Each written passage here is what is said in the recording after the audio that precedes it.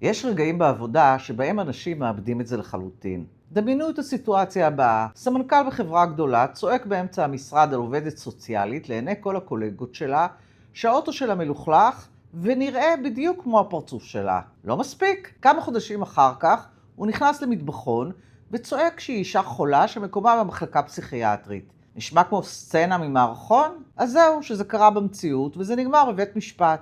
שלום, אני עורכת הדין אתי חסיד, מייצגת כמעט 25 שנים בתביעות לשון הרע. אני רואה יום יום איך אנשים בטוחים שבתוך המשרד מותר להם להגיד הכל. כולם עצבניים, זו רק הבעת דעה, מה כבר אמרתי, היא באמת לא שטפה את האוטו, אבל החוק חושב אחרת. במקרה הזה הסמנכ"ל הגיע לבית הדין, בטוח בעצמו. הוא טען, אני 25 שנה סמנכ"ל, האוטו שלה נראה כמו פח זבל, בסך הכל אמרתי לה ללכת לפסיכולוג כדי להרגיע אותה. נשמע הגיוני? ממש לא.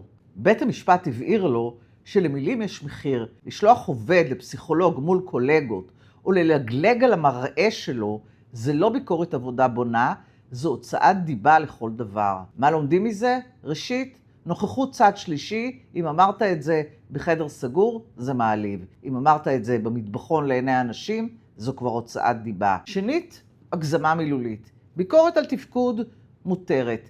כללות והבחנות רפואיות, פיקטיביות, עולות כסף.